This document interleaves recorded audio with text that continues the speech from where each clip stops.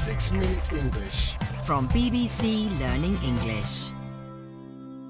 Hello, welcome to 6-Minute English. I'm Neil, and with me in the studio is Harry. Hello, Harry. Hello. Now, Harry, do you have many passwords? Passwords? You mean the set of words and numbers which I keep secret and allow me to access information? Yes, I do actually. I've got a few for my computer and the different websites I use. Then there are my cards, credit card, debit card, and there's one for my ID here at the BBC. Yeah, okay, And then, I get the idea. There are too many, aren't there? oh yes, sometimes I struggle to remember them all. And we're advised to learn them by heart. In other words, to have them memorized and not written down. It's for security reasons. If you write them down and lose the paper you wrote them on, then they won't be secret anymore, will they?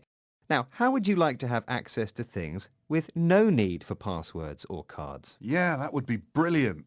In this programme, I'm going to tell you about a futuristic commercial building in Stockholm, Sweden, where you don't have to remember any passwords, you don't have to carry ID cards, and in some cases, you don't even need to carry money to pay for your coffee. How does it work then? By magic? No, by inserting a microchip under the skin of your hand.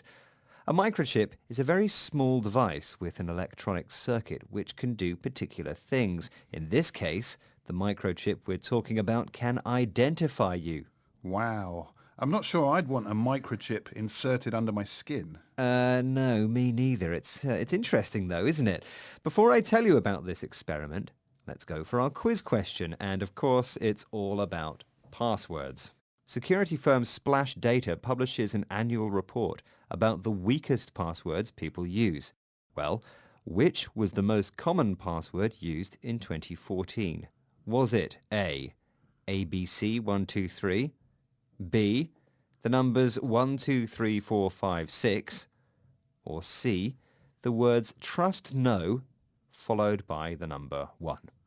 I'm going to go for C, trust no, followed by number 1, because actually it's the only one I hadn't heard of, even though it's very obvious. Well, all will be revealed at the end of the programme. Now we're talking about the increasing need for ID in a society which works more and more with computers. And you'll learn some more related vocabulary. Tell us more about this building in Sweden, Neil. You have this microchip put under your skin, and what does it allow you to do inside the building?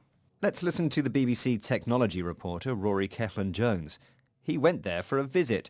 He uses an expression to say that the technology is not working perfectly yet because it's brand new. What is that expression?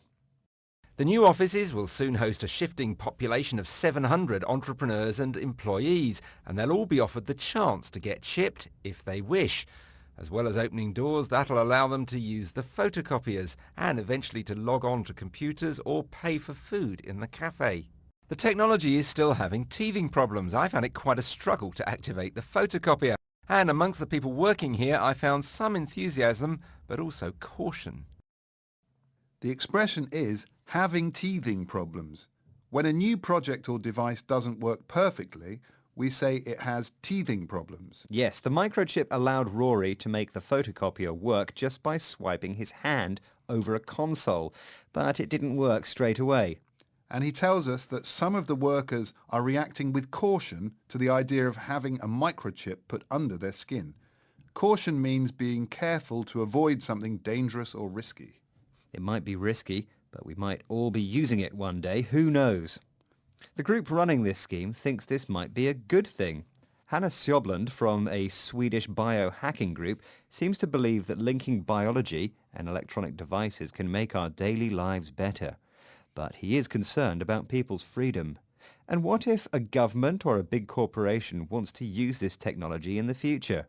What does Hanna Sjöblund want to be able to do if it happens? A tip, the word is a verb.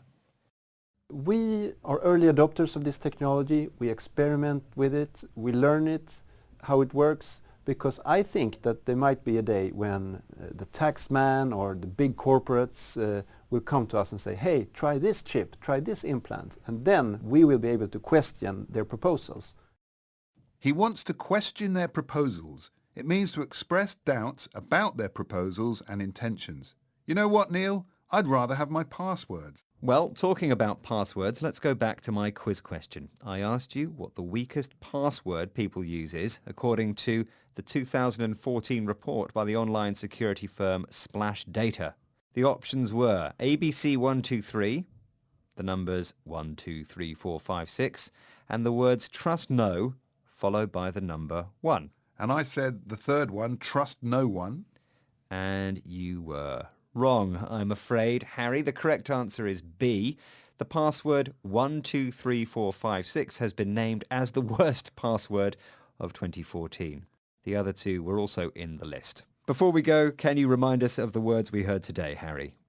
The words were password, by heart, microchip, having teething problems, caution, to question.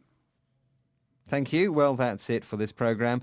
Go to bbclearningenglish.com to find more 6-Minute English programmes. Until next time, goodbye. Bye. 6 Minute English. From BBC Learning English.